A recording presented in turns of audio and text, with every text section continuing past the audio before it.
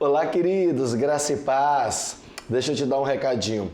Você que tem sido abençoado pelo nosso canal, se inscreve aí, ative o sininho para ficar sempre ligado nas próximas reflexões que a gente for lançando, tá bom? Que Deus abençoe a sua vida e vamos à palavra de hoje. Eu quero falar um pouco com você sobre família. Você sabe que o ambiente familiar é um dos ambientes mais intensos que nós temos, né? Por exemplo, os momentos mais felizes da sua vida, muito provavelmente se deu no ambiente familiar.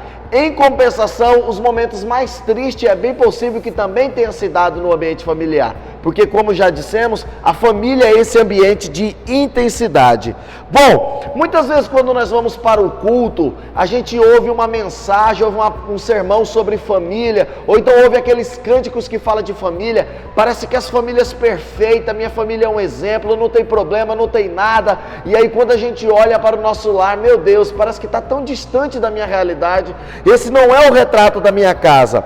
Só que quando nós olhamos para a palavra de Deus, a gente vai ver que muitas famílias daqueles homens e mulheres de Deus também tiveram problema. Muitos homens e mulheres que foram usados por Deus enfrentaram crises sérias dentro da sua família. Quer ver só? Olha, lá no início já da humanidade, o primeiro casal da aliança, Adão e Eva, tiveram o desprazer de um filho assassinar o outro filho.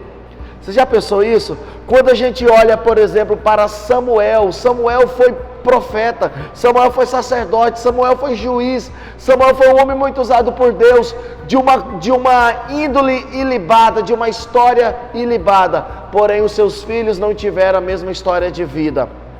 Quer ver mais? A gente olha, por exemplo, para José, lá no Egito, governador, um homem usadíssimo por Deus. Um dos seus filhos, o seu filho Manassés, teve 2 filhos, ou seja, netos de José, que morreram, foram assassinados quando estavam roubando gado. Você já pensou uma coisa dessa? José é um dos homens mais ricos do Egito, e ainda assim, um homem de Deus, e ainda assim teve o desprazer de ir para o enterro de 2 netos, que eram ladrões de gado. Então, quando a gente olha para essas histórias, a gente vê que a nossa vida não é muito diferente desses homens e dessas mulheres que foram usados por Deus. Lá em 1 Samuel capítulo 25, vai contar a história de uma mulher chamada Abigail. Abigail foi uma mulher tremenda, a Bíblia fala que ela era dotada de sabedoria. E ela foi casada com um homem por nome de Nabal. Nabal quer dizer tolo. E não obstante o fato dele ser tolo, a Bíblia fala que Nabal era um homem maligno.